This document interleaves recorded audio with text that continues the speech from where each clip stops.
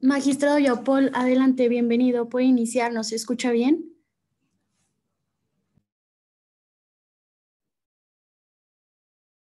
Buenas tardes, sí los escucho bien. ¿Ustedes me escuchan? Sí, magistrado, todo bien, lo vemos y los escuchamos claramente. Bienvenido nuevamente. Muy bien, pues buenas tardes a todas y a todas. Bienvenidas a esta plática respecto de lo que vamos a tratar en un diplomado con posterioridad en la Universidad Jusemper. Agradezco mucho al doctor Elías Huerta la invitación, a mi amiga, también le doy mucho, Janet, le doy las gracias por haberme invitado a esta plática, que muy concretamente se va a centrar eh, de explicar, en la medida de lo posible que puedo hacer en 20, 25 minutos, las ventajas de conocer y ser experto, lo más cercano a una expertise en un diplomado, a lo que son los juicios orales. Ya hay una maestría en la Universidad de USEMPRE que maneja el tema de la oralidad, aunque este diplomado me parece más práctico y es precisamente la ventaja de interactuar con todas las personas con relación a un diplomado, a diferencia de una maestría. En un diplomado es eminentemente práctico lo que vamos a ver. ¿Qué es lo que vamos a observar al momento de llevar a cabo este diplomado? El juicio oral, civil y mercantil. Y la primera pregunta que tendríamos que hacernos es ¿qué ventajas tiene este juicio oral mercantil a nivel federal y civil en la Ciudad de México? Pues el primer punto es que es el futuro. Todos los juicios en la mayoría de los asuntos van a ser orales. Conocemos que la materia laboral viene oral, la materia civil en el Código Nacional ojalá también sea oral, el mercantil ya se activó a todas las cuantías la oralidad y así sucesivamente vamos a darnos cuenta que la oralidad combinado con lo digital pues es el futuro. Y aquí vamos a tratar precisamente esos grandes temas. Ese es en términos generales. En términos prácticos, bueno, el juicio oral en general, civil mercantil, es el procedimiento que se ha diseñado como aquel que cumple más con derechos humanos. Permite la implementación de la tutela judicial efectiva, dado, y voy a tocar eso en estos minutos que tengo, dado precisamente la aplicación de los principios. Esto ha pasado posiblemente desapercibido, el hecho de que se establezca en primer lugar la aplicación de principios, ha pasado desapercibido posiblemente por la gran cultura que tenemos al positivismo, que todo queremos que sea necesariamente una norma estructurada, cerrada, aquella que nos decían algunos autores, García Máinez, algunos otros, que decían que pues, tiene que aplicarse la norma al caso concreto.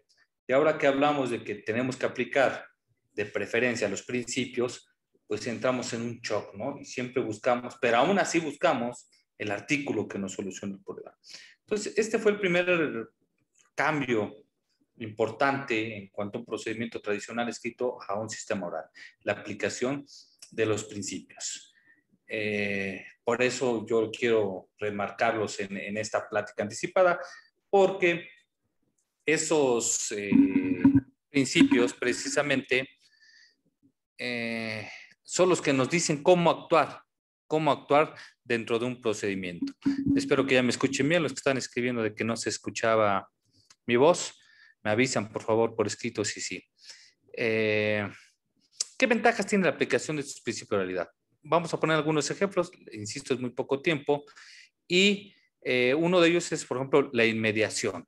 Siempre se ha buscado que la inmediación, que el juez esté presente durante el desarrollo del juicio, en las audiencias, y la realidad de las cosas es que en los juicios tradicionales, como se estaban llevando 5 o 6 audiencias al mismo tiempo, una al secretario de acuerdos, otra al otro secretario, una al conciliador, otra al pasante y así, otra a la proyectista, pues entonces el juez no estaba en ninguna de ellas. Ahora es indiscutible la presencia del juez durante la celebración de las audiencias. El punto más importante, que esté presente el juez. ¿Por qué solamente por un capricho, por un berrinche de que esté presente. No, es muy importante la presencia del juez durante el desarrollo de las audiencias, porque lo vivido en las audiencias prevalece en la escritura. Es decir, yo como juez oral voy a resolver el asunto en mayor medida con lo que suceda en las audiencias y no necesariamente con lo que me digan en la demanda y contestación. Si bien la demanda y contestación me ciñe a la respuesta de la litis planteada, sí, pero la información de privilegio que voy a utilizar va a ser lo que yo perciba a través de mis sentidos, a través de la celebración de la audiencia. Esto es por lo que toca al juez. En cuanto a los abogados litigantes, pues la inmediación repercute enormemente en su desarrollo y en su comunicación. Hay muchos abogados litigantes, amigas y amigos que conozco, que una de las principales quejas es que no tienen comunicación con el juez. Su única comunicación es por escrito. Y sabemos que en esa escritura, en esa promoción, hay muchas personas que intervienen durante su desenvolvimiento y el primer intérprete de la promoción es el secretario de acuerdos que le da la respuesta al juez en un proyecto de acuerdo. Y el juez, bueno, analiza y ya determina si es procedente o no lo que le está proponiendo el secretario de acuerdos. Entonces, es la primer cambio, se podría decir que de práctica forense o de inteligencia emocional, que salga el juez a la audiencia sin esperar que su secretario de acuerdos le resuelva todo, ¿no? Me he enterado por ahí que hay algunos jueces de algunos estados, no de la Ciudad de México, que ya llevan respuestas hechas en papel y eso no es correcto, no es lo ideal, porque a veces entonces me cambian la jugada y entonces tengo que estar pidiendo recesos. No. Lo que piden el juez tiene que respondérselo de viva voz. Y el abogado litigante tampoco debe llevar ya sketch, de llevar unas tarjetas de trabajo y todo eso que después mi amigo Eliseo les va a comentar, para estar preparado para cada etapa, cada paso que vamos a dar, porque es de objetivos y tenemos que cumplir con esos objetivos. Entonces, el que yo ahora vaya y me comunique con el juez y que el juez me responda, es un cambio total, porque por escritura puedo promover cualquier cosa, pero a ver, ven y ahora platícalo y en viva voz y que te escuche tu otra parte y que estés video grabado, bueno, pues van cambiando. Entonces, la inmediación en presencia de las partes es de vital importancia. Otro de los principios que nos han auxiliado mucho en la justicia oral y por eso la importancia de diplomados, de certificaciones, de cursos y que ingresen a las materias de licenciatura, maestría e incluso de doctorado, es el principio de oralidad. ¿Qué consiste este principio de oralidad? Mucha gente piensa que es la sustitución de la escritura por el uso de la palabra. Y eso es como, pues no sé, decir en matemáticas 1 más 1 es 2. Pues sí, pero es muy vago y muy sencillo pareciera ser que solamente es eso, ¿no? Hablar en lugar de decir. No. El principio de realidad te dice que sí, que la comunicación tiene que ser a través del uso de la palabra y no de la escritura de preferencia, pero ese es el punto de arranque. La comunicación tiene que ser efectiva, tiene que ser eficiente. Es decir, emisor y receptor tienen que entender el mensaje que se está dando en esa circulación de la audiencia. En una audiencia tiene que ser un círculo de comunicación emisor-receptor, donde el juez de repente es emisor, de repente es receptor, los abogados de repente son emisores y son receptores, y todos esos mensajes deben de ser entendidos por los receptores de la oralidad. ¿Y quiénes son los receptores de la oralidad? En primer lugar, los justiciables, los ciudadanos. Ellos tienen que entender los mensajes que se están comunicando entre el juez y los abogados litigantes. ¿Por qué?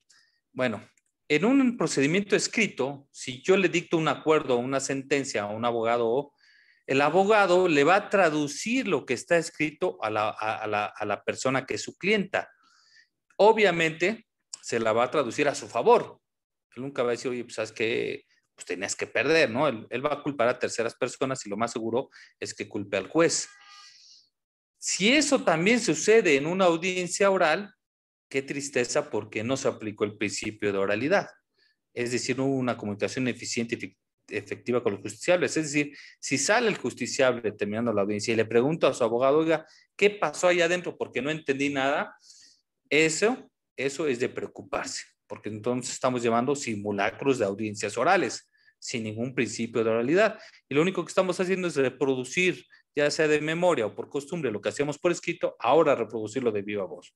Y eso no es lo que se busca, porque la justicia oral nació como parte del derecho cotidiano, de esa justicia de derecho cotidiano que se ha buscado en muchos lugares y que viene por recomendaciones de derechos humanos, ¿no? De las Cortes y de la ONU, en algunas visitas que nos hicieron. Hay un tema muy importante por ahí en Internet, de diagnóstico de derechos humanos en el sistema en el Poder Judicial en México, y dentro de ellos la Ciudad de México presenta unas recomendaciones, es que exista una eficiente y efectiva comunicación entre los justiciables y los impartidores de justicia, como es el juez, y los auxiliares o los que gestionan esa impartición de justicia, como son los abogados litigantes. Entonces, la oralidad rompe con esa situación de una comunicación sencilla y clara para que las partes materiales, estoy siendo muy jurista, los ciudadanos entiendan qué está sucediendo.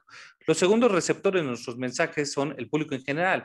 El público que asiste a una audiencia tiene que entender y comprender qué está pasando, y tiene que ser el argumento tan sencillo pero a la vez tan lógico, el argumento que emita los abogados o que el juez, que convenzcan al público en general de que la solución que se dio, ese era algo correcto, no teníamos otra opción de cómo solucionar ese problema. Entonces, el uso de argumento lógico, jurídico mental, pero traducido al español de derecho cotidiano al momento de que se habla, es de vital importancia. Y posiblemente esto me parece que es lo más difícil a lo que nos hemos enfrentado en la justicia oral, no solamente en la Ciudad de México, sino en muchos estados donde hemos tenido la fortuna de ir a dar algunas pláticas, y nos enfrentamos a que abogados o jueces entran con protocolos que son simulacros de audiencia, son guiones, pero pues ni siquiera con principio de oralidad, o sea, redactan el auto admisorio de pruebas como se hace en el juicio tradicional, o sea, ni siquiera hacen el simulacro bien, ¿no? O sea, al menos hazlo, pero con derecho cotidiano, ¿no? Pero ni eso sucede y está rompiendo con la oralidad. Creo que eso es lo que más difícil nos está costando.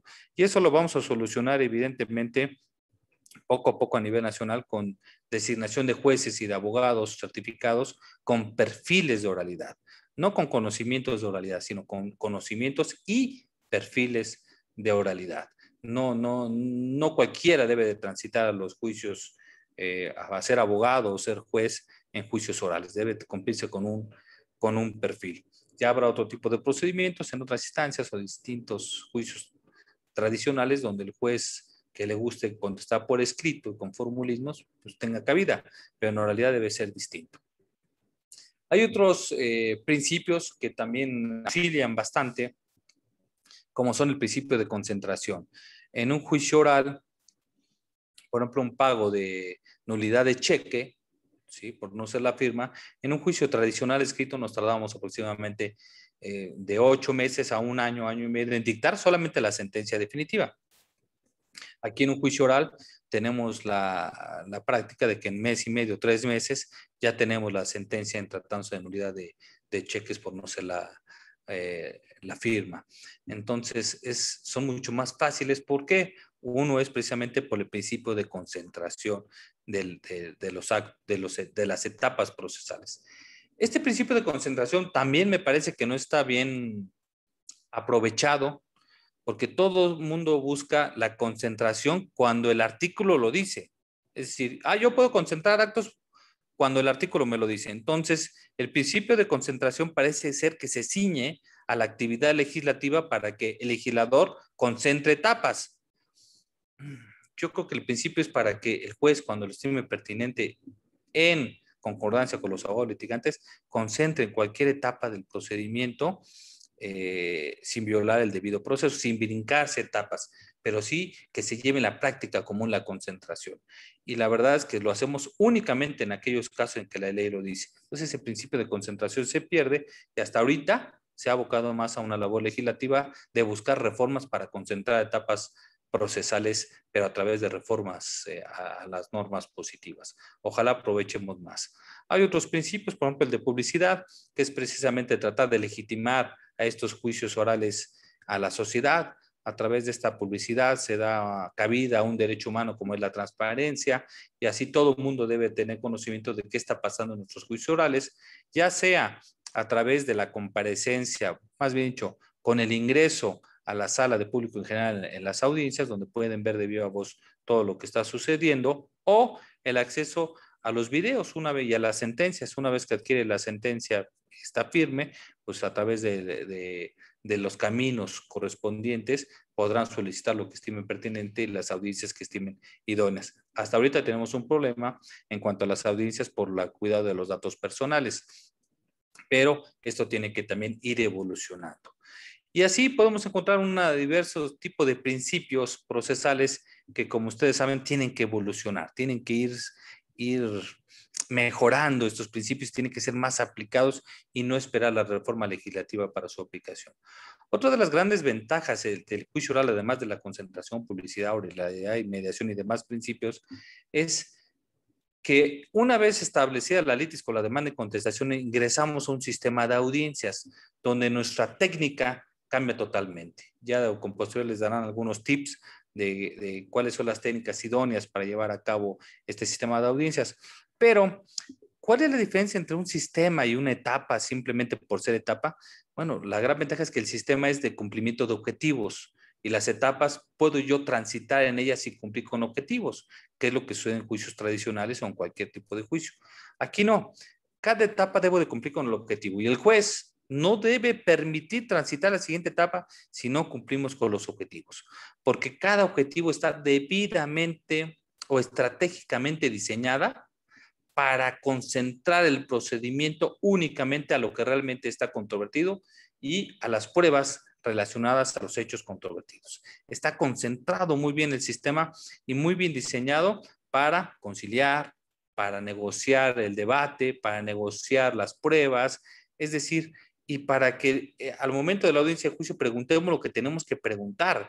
Me acuerdo cuando se hicieron las reformas y decían que ahora las preguntas eran libres en cuanto a los testigos, solamente limitados a los hechos controvertidos, pues mucha gente dijo, no, pues ya se quitaron muchos requisitos, yo voy a preguntar lo que quiera. No, se reduce considerablemente las preguntas, porque si le das la libertad y dejas que pregunte como él guste, siempre y cuando esté relacionado a los hechos controvertidos, nos auxilia bastante para que un desahogo de una prueba testimonial sea aproximadamente en 10, 15 minutos y no en horas, tratando el abogado de atinarle a cuál pregunta, el juez no se la tacha. Ya era un litigio entre el abogado y el juez, en lugar de ser abogado y el juez simplemente observador y receptor de la información privilegiada. Entonces, esto nos ayuda bastante en la circunstancia de que el sistema de audiencias esté diseñada para que precisamente la teoría del caso de los abogados se reproduzca durante el procedimiento. Entonces, si el abogado tuvo una buena teoría del caso y está bien estructurada su práctica forense a través del cual va a desarrollar su teoría del caso dentro del juicio, que es un efecto espejo de lo que hizo fuera del procedimiento, bueno, entonces las audiencias serán muy rápidas, muy concretas, porque van a ser muy estratégicas, dado que en la audiencia preliminar ya se saneó el procedimiento y se cerró la materia de mi estrategia procesal solamente a lo que está controvertido y únicamente a las pruebas importantes. Entonces, este sistema de audiencias saneado con la audiencia preliminar, que en Europa fue declarada en algún tiempo como la figura procesal más importante del siglo pasado, bueno, nos potencializa enormemente las herramientas para solucionar un conflicto de manera eficiente y eficaz. Por eso estimo que es de vital importancia nuestro sistema de justicia oral, civil y mercantil. Esperemos vernos ya digitalmente y posiblemente, si es que hacen el diplomado de manera híbrida, pues vernos en la pantalla o físicamente en las aulas. Muchas gracias por la escucha. Muchísimas gracias, magistrado. Sin duda fue un deleite. Si me permite rápidamente, antes de pasar el uso de la voz al magistrado Eliseo, tengo una pregunta aquí de Carlos Moreno, quien externa una felicitación por su exposición y tiene una pregunta. Si tuviera que recomendar 3 o 4 puntos a destacar que no puedan faltar para una buena argumentación en una audiencia dentro de un juicio oral mercantil, ¿cuáles deberían de ser estos puntos desde su punto de vista y, claro, respetando los principios de los que ha expuesto? Sí, básico en una labor argumentativa, en primer lugar, es conocer muy bien el problema. debemos de conocer bien. El argumento no debe de ser algo que me viene al momento en el pensamiento. Debe ser una estructura ya bien cimentada antes de la celebración de las audiencias. Y para que esté bien diseñado mi argumento, lo primero que tengo que conocer es saber cuál es el problema que estamos viviendo. Casi todos los asuntos en materia civil y mercantil, los problemas son uno o dos, a veces tres. ¿Sí me explico? No son muchos. Entonces, saber cuáles son los problemas. Y cuando haga uso del uso de la palabra para emitir mi argumento, irme directamente a los puntos controvertidos. No aburrir, por favor, no nos aburramos en una audiencia, no nos quitemos tiempo hablando de cosas que no veo. O sea, si la parte actora dijo que el contrato se celebró y el demandó, y sí, cierto, pues no empezar con mi labor argumentativa de que el contrato se celebró, pues sí, ya lo sé, ya dijeron que sí, directamente al punto. Segundo, tengo que elegir qué tipo de argumento voy a utilizar para convencer al juez de que el hecho controvertido, lo que yo digo es cierto. Sí, yo sé que la prueba es la que va a decir si es cierto o no es cierto, pero mi labor argumentativa es lo que va a dar un sentimiento intelectual, decir, vea juez, no puede ser de otra manera, solo lo que yo estoy diciendo puede ser cierto por este argumento básico.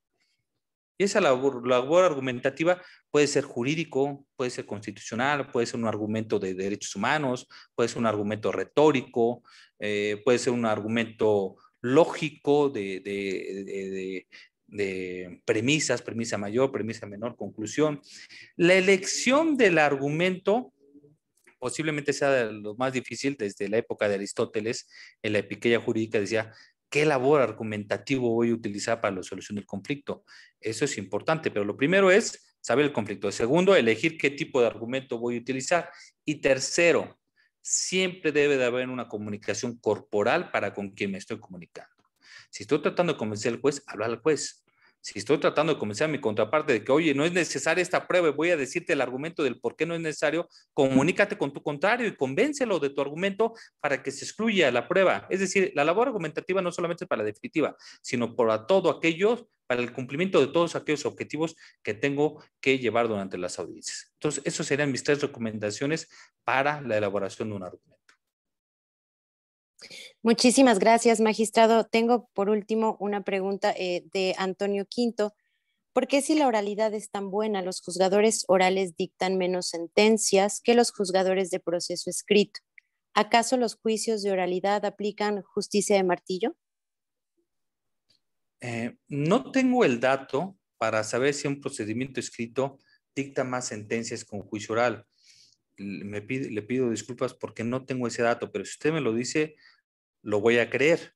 Lo que yo podría decir es que el procedimiento oral privilegia en una de sus etapas la mediación y conciliación y posiblemente por eso es que se dicten menos sentencias que en un procedimiento escrito.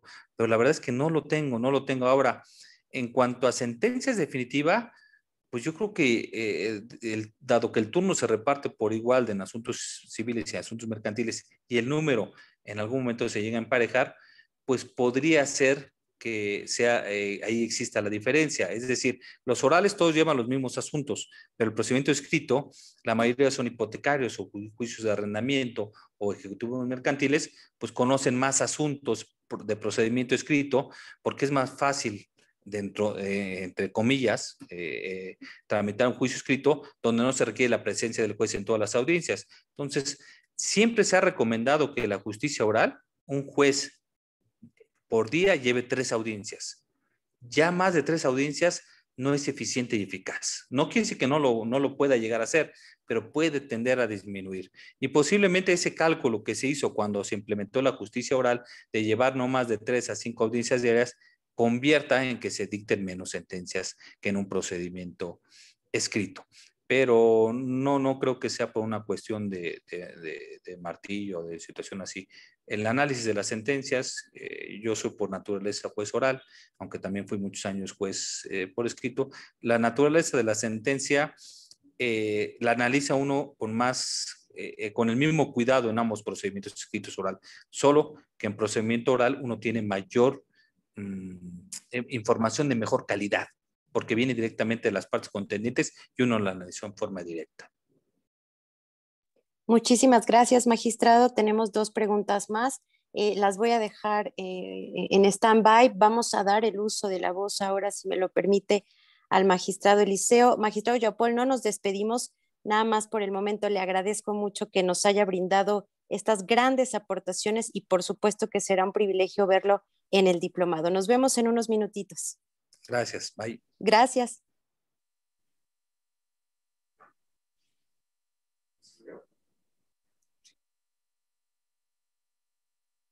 Vamos a esperar, por favor, el cambio de escenario para poder ver en pantalla al segundo ponente de esta tarde, el magistrado Eliseo Juan Hernández Villaverde.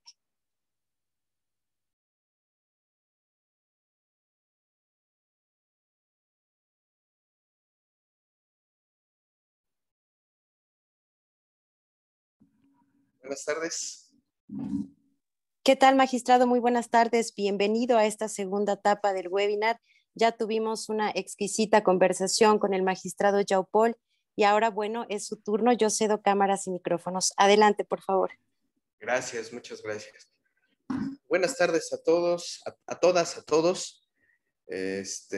Yo voy a continuar con la plática que mi amigo Yaupol les estuvo haciendo referencia hace un momento, pero yo les voy a platicar de otro detalle sobre los juicios orales. En este caso, les voy a hablar sobre las habilidades y destrezas que ustedes deben desarrollar en los procedimientos orales, porque es muy importante.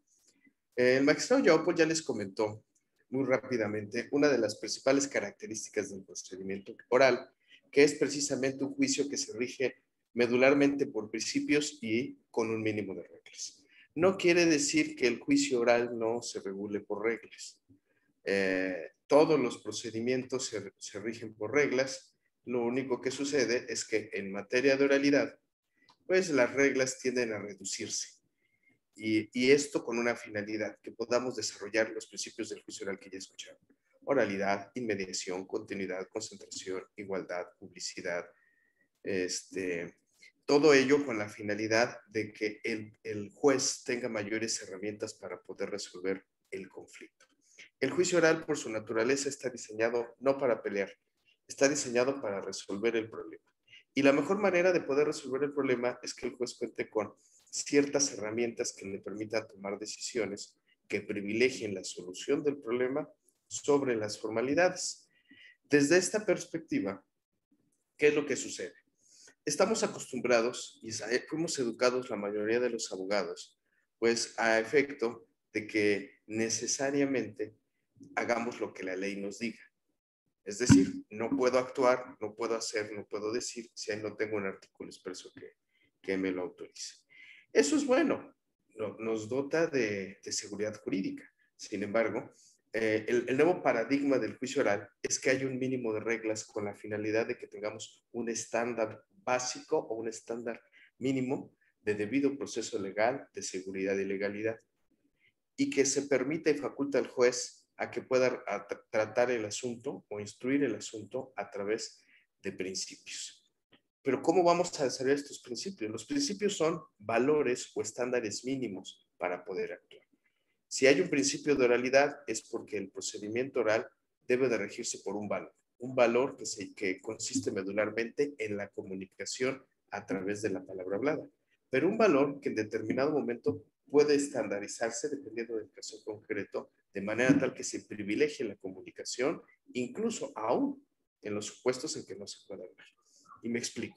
Si nosotros tenemos que desarrollar los principios que ya comentamos, no lo vamos a poder hacer si no tenemos ciertas habilidades y destrezas. El principio de oralidad, por ejemplo, implica, entre otras cosas, que se desarrolle un auténtico proceso de comunicación entre las partes, juez, abogado y justiciables.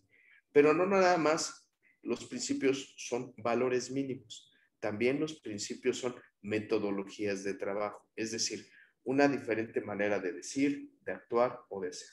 Quiere decir que dentro de la dinámica del juicio oral, para cumplir con el principio de oralidad, no basta nada más con que yo tenga la habilidad de comunicarme con la persona, sino que además metodológicamente nosotros construyamos el debate, las pruebas y las decisiones a través de la comunicación.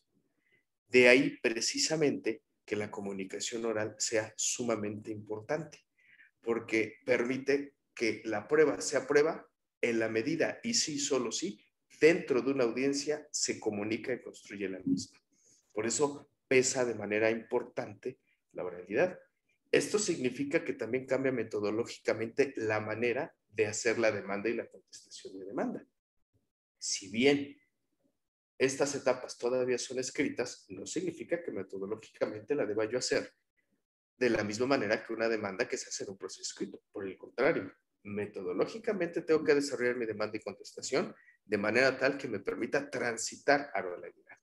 Fíjense bien, nada más de hablar del principio de oralidad, todo lo que ya les dije. Metodología para construir el debate, las pruebas y las decisiones, que incide en construir las pruebas a través de la oralidad y además incide en cambiar la manera de desarrollar la demanda y contestación en la etapa escrita para que transite a la oralidad.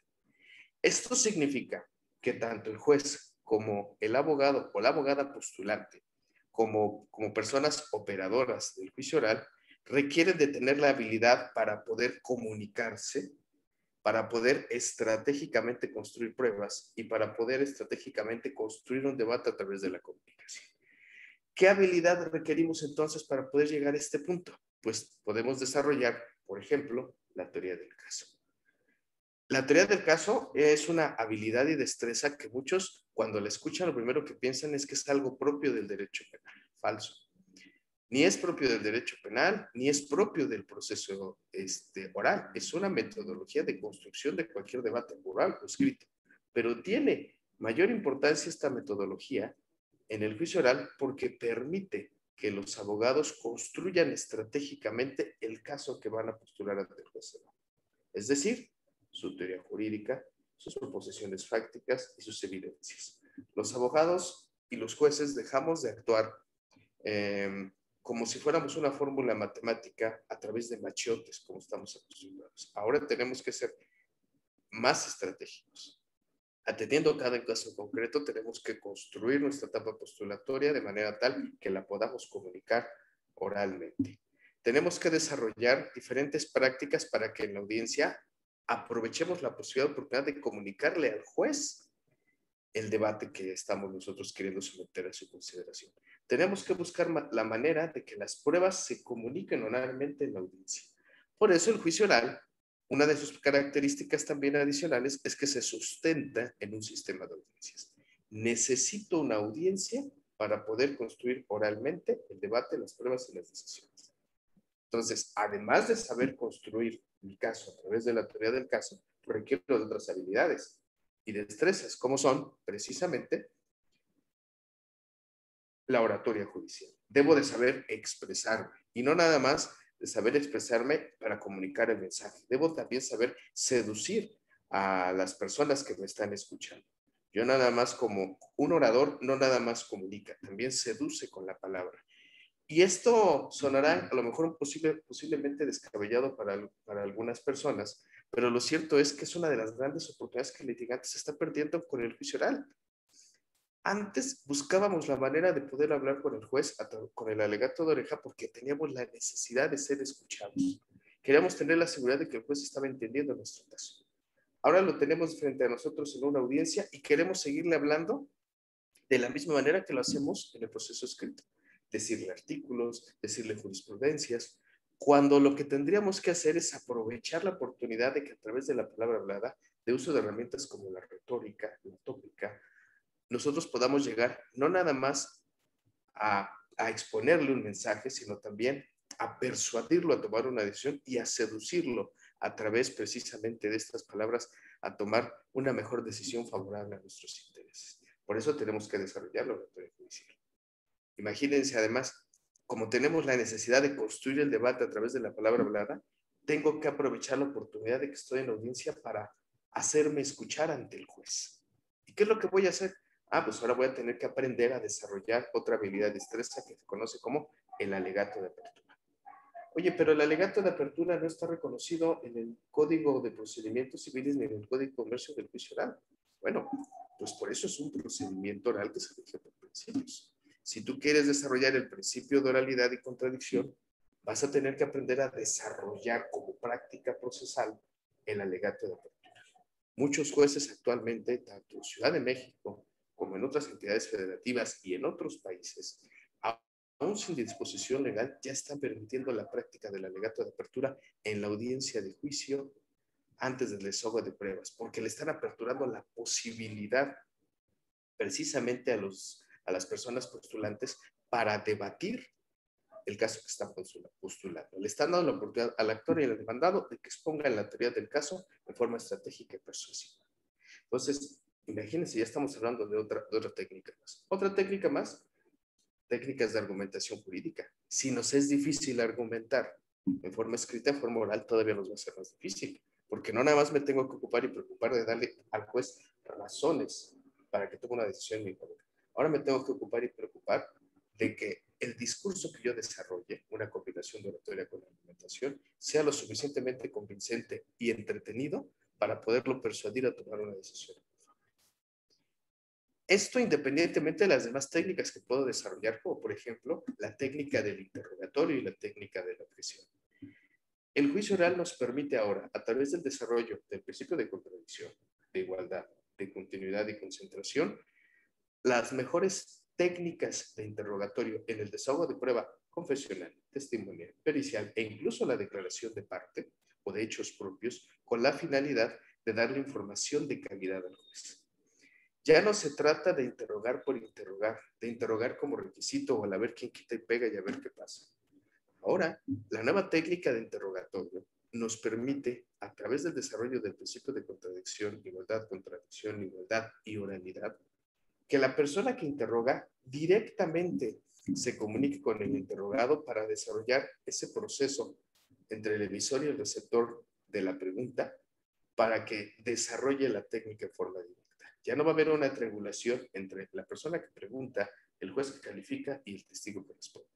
Directamente la persona interroga a su testigo o al testigo de la contraparte con la finalidad de extraerle la información de calidad que necesita. Esto le exige al litigante un papel más protagónico en la construcción de la prueba porque está obligado a dar información de calidad en el menor tiempo posible. Y cambia los roles de las partes en los juicios, porque ahora el juez no se convierte en el protagonista de la prueba, se convierte en el espectador de la prueba. Ahora la función del juzgador es operativa y funcional, es decir, se va a ocupar de que la audiencia cumpla su fin, que es darle información de calidad. No se va a quedar callado y va a dejar que las partes hagan lo que se les dé la gana, no, pero sí va a permitir un mayor debate, va a privilegiar el debate para que sean las partes los que interroguen y en todo caso que sea la contraparte quien objete o se oponga a la pregunta, precisamente porque es el responsable de controlar la prueba ajena.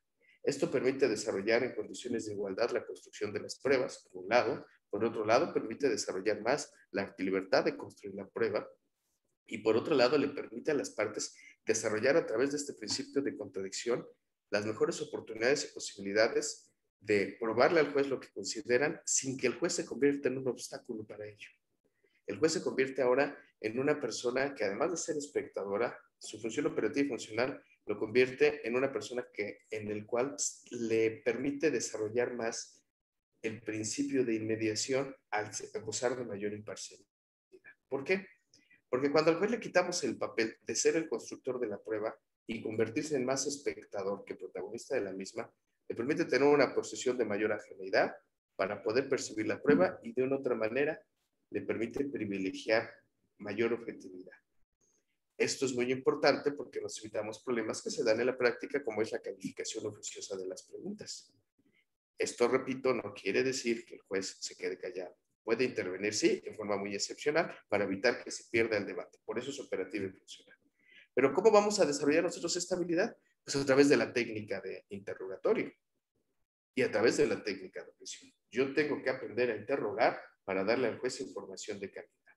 Tengo que entender qué es el interrogatorio abierto, qué es el interrogatorio cerrado, qué son las preguntas para refrescar la memoria, qué son las preguntas premisa, qué son las preguntas conclusivas, qué son las preguntas optativas. Y además, la contraparte tiene que desarrollar la habilidad de saber en qué momento le conviene atacar o no a su contraparte en un interrogatorio. ¿Cuándo vale la pena objetar una pregunta y cuándo no? Porque aunque no lo crean, la técnica de objeción es más allá de lo que pensamos. Objetar no nada más es objetar preguntas, es decir, oponerse a preguntas. No nada más es oponerse a documentos, al sentido, alcance y valor probatorio de los documentos. Objetar es toda una estrategia dentro del juicio oral que permite que las partes desarrollen la contradicción a fin de poder desarrollar un procedimiento más depurado. Esto significa que la decisión de oponerse o no a lo que haga la contraparte debe ser precisamente de las partes, lo que cual permite un mejor debate. Aquí lo importante de todo esto es que nos quede perfectamente claro que lo que tiene que hacer el juez es ocuparse y preocuparse por recibir la información de calidad y tomar una buena decisión. Y a los que les corresponde pelear es a las partes. Luego entonces la objeción adquiere un papel muy importante, sobre todo porque en la práctica pensamos que objetar o el arte de oponerse es oponerse a todo lo que haga la contraparte. Pero cuando nosotros entendemos la técnica de objeción en su justa dimensión, nos damos cuenta que al contrario, hay ocasiones en las que estratégicamente me conviene no ponerme. Y ahí tiene su origen, por ejemplo, la etapa de depuración del procedimiento de la audiencia preliminar. Si el actor señala que celebró un contrato de compra-venta sobre cierto objeto y a cierto precio, y el demandado a estos hechos dice que sí, pues evidentemente a mí no me conviene en este caso ponerme, porque estamos coincidiendo en la certeza y existencia de estos hechos. Luego entonces, aquí mi técnica de objeción, lejos de exigirme oponerme, me exige poder depurar y salir mi debate a través de la celebración de algún acuerdo sobre hecho no controvertido. ¿Qué ventajas voy a tener cuando ambas partes deciden establecer estos tres hechos como no controvertidos? Eleva la calidad del debate. ¿Por qué? Porque nos vamos a ahorrar tiempo en estar haciendo preguntas sobre hechos que no están en la discusión. Nos vamos a ahorrar tiempo en pruebas que son innecesarias sobre hechos que ya no están en la discusión. Le vamos a ayudar al juez en que no se ocupe ni preocupe de lo que no está en discusión, sino solo de lo que hay divergencias. Esto, repito, eleva la calidad del debate y permite un mejor procedimiento y, sobre todo, privilegiar la solución del problema sobre el conflicto. Y esto va más allá de los hechos, va también a las pruebas. Las partes pueden desarrollar prácticas procesales que les permiten cooperar precisamente en la incorporación de pruebas, en la eliminación de pruebas innecesarias, con el fin de resolver en forma más rápida y eficiente ese debate. Esto permite que se desarrollen prácticas que se hacen en otros países e incluso en algunos juzgados de nuestro país, donde a través de esta forma democrática de construir el debate, las partes pueden tomar decisiones sobre las pruebas que ya consideran que no deben de desarrollarse, como por ejemplo, si yo ofrezco como prueba un documento y reconocimiento de contenido y firma, así como la prueba pericial, pues yo puedo procesar con mi contraparte, si ella acepta la celebración de ese contrato, pues que eliminemos ese reconocimiento y esa pericial, lo cual me permite acelerar el procedimiento. Me permite incluso incorporar pruebas de común acuerdo. Hay países como Venezuela que incluso se llega a permitir hasta la adición de pretensiones siempre y cuando ambas partes estén de común acuerdo. ¿Por qué? Porque para que haya contradicción se necesita democracia. Y democracia judicial o en el procedimiento significa que las partes, como personas que discuten o que están en debate para resolver un conflicto, son las primeras que deben de tomar las decisiones sobre ese debate. Es decir, son los primeros que tienen la obligación de limpiarlo para darle un debate planchadito al juez y que el juez se ocupe y preocupe forzosa necesariamente de lo que solo está discusión. Es decir, la intervención del juez se vuelve una intervención subsidiaria con el fin de solo meterse en donde haya discusiones y conflictos. Esto también viene a colación a otras técnicas que son muy importantes, como por ejemplo la psicología jurídica. Ahora que ya tenemos un proceso de comunicación entre nosotros, el problema que estamos teniendo, no nada más a nivel nacional, sino a nivel internacional, es que nos estamos dando cuenta de que la justicia no es papel, la justicia son personas, la justicia son sensibilidades, sentimientos. Y eso ha implicado que en muchos países se tengan que desarrollar habilidades como es el temperamento judicial, es decir, el control de las propias emociones dentro del procedimiento. Lo cual pareciera juego, pero es muy importante el hecho de que nosotros podamos manejar el temperamento tanto como personas juzgadoras como personas postulantes.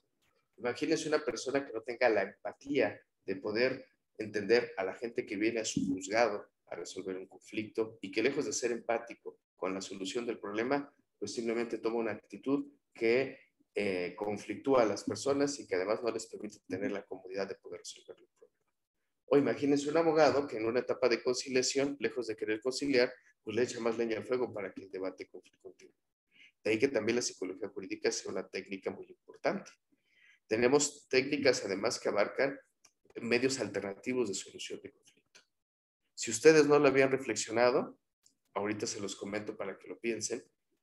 La justicia oral tiene detalles muy importantes y el más importante es la presencia directa del juez. El hecho de que el juez ya no puede delegar en otra persona la imposición del debate, las pruebas y las decisiones. Es él y nada más el que lo haga. Eso es muy bueno, porque permite que la gente se vaya con la tranquilidad, con la transparencia de que es un juez y que está teniendo su asunto. Pero también implica otras consecuencias. Hay pocos jueces y muchos conflictos.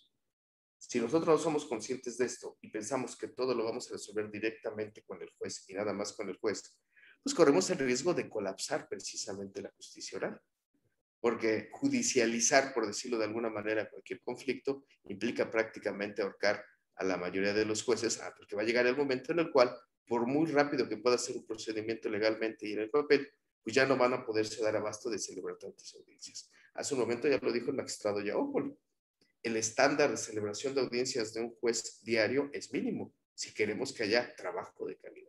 En la práctica, a veces los jueces excedemos ese estándar y llegamos de 8 hasta 9, 10 audiencias en un solo día. ¿Qué es lo que tenemos que hacer para resolver este problema? ¿Ampliar los términos? No.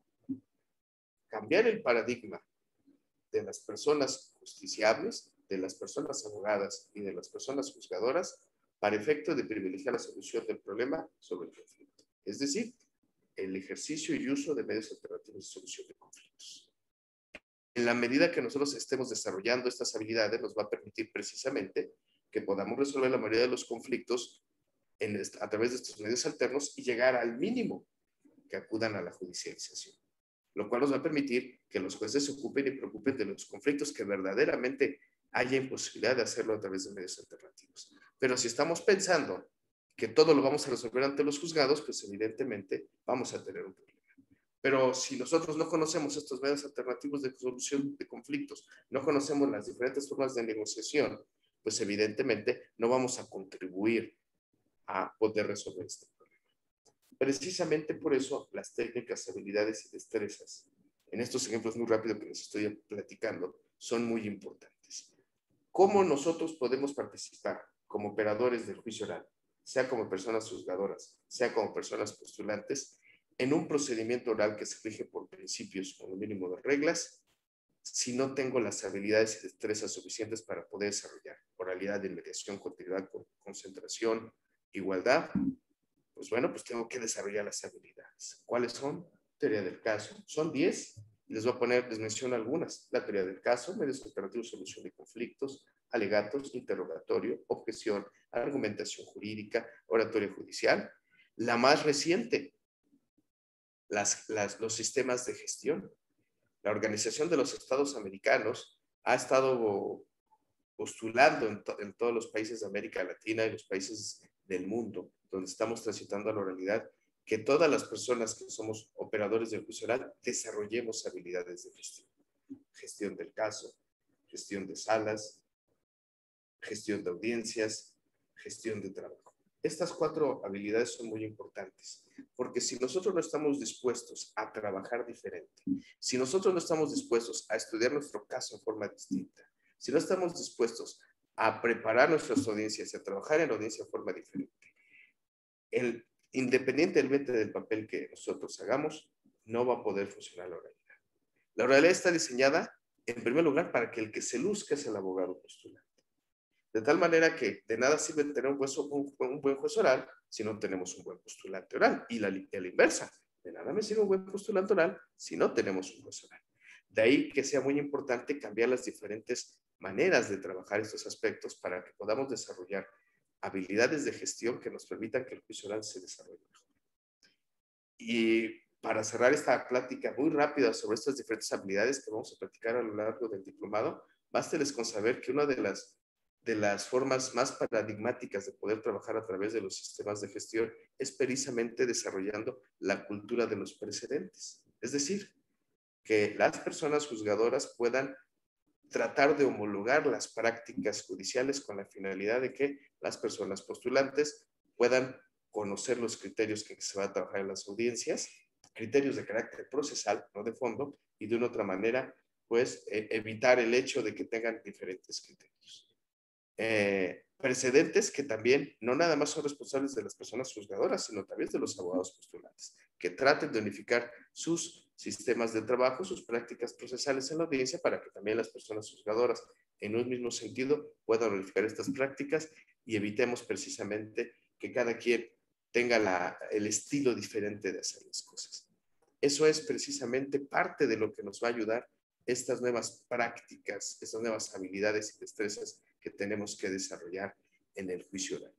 La intención de esta plática, como ya lo hemos platicado, es medularmente que ustedes conozcan muy rápido parte de lo que vamos a platicar en el diplomado, poderlos sensibilizar a todas y todos ustedes con la ventaja de conocer estas habilidades, de las cuales se va a hablar con un poco de mayor detalle, pero sobre todo que sean conscientes de que si estamos hablando de un nuevo sistema de impartir justicia, debemos estar dispuestos a aprender y a reaprender lo que tenemos a fin de que lo desarrollemos en la manera más eficaz y eficiente y lograr el fin último de estos procedimientos, que es, repito, resolver el conflicto sobre las formalidades. Espero no haber hablado muy rápido, espero poder haber explicado muy brevemente las diferentes habilidades y destrezas de las que vamos a ver más adelante y estoy a su disposición por cualquier duda o comentario que quieran ustedes expresar. Gracias. Muchísimas gracias, magistrado. Sin duda a todos nos dejó con ganas de conocer más. Y bueno, pues precisamente con esta intención tengo diversas preguntas. Si me permite, Sí, tengo gracias. aquí a un espectador anónimo. Dice, ¿el juicio oral pretende terminar con el alegato de oreja, magistrado? Pues no es que el juicio oral pretenda terminar con el alegato de oreja, es que simplemente ya no lo necesitamos. El alegato de oreja se justifica en la medida que yo nada más desarrollo un proceso de comunicación escrita. Yo me comunico en forma escrita con el juez, luego entonces, ante la necesidad de ser escuchado en forma directa, de ver las expresiones del juez o de la persona juzgadora, de saber si me está entendiendo. Nosotros en la comunicación no nada más la desarrollamos en forma oral, sino también la desarrollamos a través del lenguaje no verbal. Entonces, el abogado postulante en forma muy justificada, pues requiere de confirmar de que nosotros lo que leemos lo estamos entendiendo bien o estamos entendiendo lo que él nos quiso expresar. De ahí que sea muy razonable esa necesidad de la alegato. Pero si estamos nosotros ya en un nuevo sistema de impartir justicia, donde el paradigma es distinto, donde ahora tú te debes de comunicar con él en una audiencia y lo tienes de frente en una audiencia, ya no se justifica el alegato de oreja. Por el contrario, si yo, juez, tengo un sistema de audiencias que es el lugar donde te tienes que comunicar conmigo en forma oral, donde podemos tener ese lenguaje verbal y no verbal entre nosotros y desarrollar ese proceso de comunicación, permito un alegato de oreja fuera de audiencia, estoy poniendo en duda la imparcialidad, estoy afectando el principio de mediación. Por eso no es tanto que ya que lo estemos desapareciendo, es que no tiene ya sentido y por lo tanto se tiene que extinguir. Y debemos de obligarnos a ser transparentes para que este tipo de diálogos que se hacen en el alegato de oreja se hagan en una audiencia que es videograbada en el momento oportuno. Perfecto, muchísimas gracias. Tenemos una pregunta de Carlos Moreno. Magistrado, muy interesante sus comentarios, muchas felicidades. ¿Qué otras metodologías existen para los abogados aparte de la teoría del caso? Pues mira, vamos a hablar medularmente en el curso de 10, espero que ahorita no se me escapen a la memoria, la teoría del caso, la técnica de alegatos, la técnica de objeción, técnica de interrogatorios, psicología jurídica, la técnica de objeción, medios alternativos de solución de conflictos, oratoria judicial, argumentación jurídica y sistemas de gestión. Si ustedes compran un libro de técnicas de juicio oral, van a encontrar en la mayoría un promedio de 6. Yo les estoy contando 10. Estas 10 técnicas, habilidades y destrezas las hemos integrado como técnicas, por así decirlo, a través de varios estudios que hemos realizado, varias personas juzgadoras aquí en el Poder Judicial de la Ciudad de México, de varias experiencias que hemos tenido internacionalmente y donde varios países han visto que no basta con 6, que son necesarios 10. Ya les mencionaba hace un momento que la última que la Organización de Estados Americanos ha estado peleando que se incorpore son los sistemas de gestión. Entonces, medularmente son estas 10. ¿Llegarán más? Bueno, no lo sé, pero de momento yo les puedo decir que lo más completo que hay son 10. Perfecto, muchísimas gracias. Tenemos a Mario Barbosa, quien dice, la Ciudad de México se va a esperar a que el Congreso de la Unión expida el Código Nacional de Procedimientos Civiles y Familiares o transitará a la oralidad como se ha venido haciendo con la extinción de juzgados de proceso escrito. Lo anterior con la finalidad de que toda la justicia cotidiana sea oral, dada su funcionalidad y celeridad. Ok, pues mira, no es tanto que la Ciudad de México se tenga que esperar o no a lo del código, es que no nos queda de otra. El poder legislativo del Fuero Común, tanto en Ciudad de México como en todas las ciudades federativas, ya perdió precisamente sus facultades legislativas. Entonces ya no podemos, en los congresos locales ya no pueden reformar los códigos procesales locales y por lo tanto nos vemos obligados a esperar la expedición del nuevo Código Nacional de Procedimientos Civiles y Familiares. Luego entonces, pues no nos queda de otra más que esperar a esta reforma para nosotros poder hacer más. De momento podemos extinguir más juzgados o no. Yo creo que cualquier entidad federativa que ya tenga dentro de sus códigos la oralidad, sobre todo la mercantil que la tenemos todos, pueden estar desarrollando estos procesos en la medida de que tengan sus posibilidades económicas y en la medida que tengan la cantidad de juicios necesarios. Yo creo y doy votos porque pues, el nuevo Código de Procedimientos Civiles, pues efectivamente, pues se sustente principios de oralidad, pues para que podamos transitar lo más rápido posible hacia la oralidad en todas las materias. Muchas gracias, magistrado. Tenemos a Marco Villegas. Felicidades a ambos ponentes por sus excelentes intervenciones. Me gustaría que hablaran un poco respecto de la procedencia de los juicios orales en materia mercantil ahora que se abrió a todas las cuantías. ¿Qué pasa cuando se piden prestaciones declarativas y alguna pena convencional determinada? Bueno, no sé exactamente qué sea lo que, a qué le llame prestaciones declarativas, y lo digo por lo siguiente, porque últimamente se están generando muchos conflictos para establecer la procedencia del juicio oral mercantil, pues el hecho de si los asuntos sin límite de cuantía son lo mismo que los asuntos de cuantía indeterminada, y muchas veces los abogados están promoviendo, bueno, esta es declarativa, es de cuantía indeterminada, por lo tanto el competente es un juez de proceso escrito. ¿Y por qué se los comento? Porque lamentablemente, lejos de que yo esté viendo en mi experiencia que los abogados busquen irse a la realidad como que la quieren evadir, lo que hacen ahora es que para irse al juicio oral, pues sabes que es una acción declarativa y es de cuantía indeterminada, por lo tanto voy a proceso escrito. Y pues no tiene que ver nada la cuestión declarativa con la procedencia del juicio oral. El legislador, y hay que checar el dictamen para esto, el dictamen legislativo, cuando estableció que el juicio oral procedía para asuntos sin límite de cuantía, quiso decir que son aquellos juicios en los cuales, atendiendo a la naturaleza de la acción, pues su causa de pedir pueda ser cuantificada o cuantificable. Esto quiere decir que yo puedo tener un asunto sin límite de cuantía que en determinado momento tenga una acción declarativa, siempre y cuando sea cuantificable. Pero asuntos en los cuales no pueda ser cuantificable, que es decir, que sea de una cuantía indeterminada, como es la nulidad de una sociedad, de una acta de asamblea, perdón, pues esto tendría que ser, ahí sí, un proceso escrito. Entonces, aquí el tema es que no debemos de confundir la naturaleza declarativa o no de la acción con el valor que tenga precisamente la causa de pedir, ya sea que esté determinado o determinable a lo largo del procedimiento para poder declarar procedente del juicio. La tendencia del legislador no es evitar la oralidad, sino más bien que se oralice la mayoría de los procedimientos.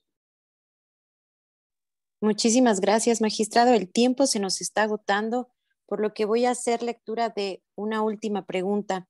Este es de un espectador anónimo y nos pregunta, para el interrogatorio de testigos se debe seguir el formulismo arcaico. Si es cierto como lo es, al momento de interrogar al testigo, ¿se puede poner a la lectura del testigo determinadas pruebas, como el contrato o facturas? La idea es evitar los formalismos. El interrogatorio se tiene que desarrollar de manera libre a través de un proceso de comunicación normal y natural. Entonces, debemos de evitar ya eso de que dígame si es cierto como lo es, que diga si sabe y le consta, etc. Esto es a través de una comunicación normal, a través de un diálogo. ¿Se pueden poner ciertos documentos? Sí, pero para eso hay ciertas técnicas de interrogatorio de las cuales esperemos poder hablar en el diplomado, como es el hecho de hacer algunas preguntas para refrescar la memoria, que son precisamente aquellas donde se les ponen documentos a la vista, pero hay todo un procedimiento para poderlo hacer. Pero de que se puede, se puede. Muchísimas gracias, magistrado. Bueno, pues el tiempo se nos ha agotado, estimados oyentes, magistrados.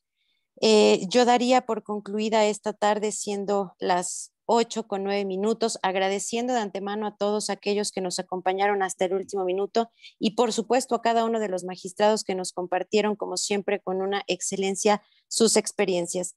Muchísimas gracias a todos, los esperamos en el diplomado y que tengan una estupenda noche. Muchas gracias. Saludos a todas y todos. Un abrazo.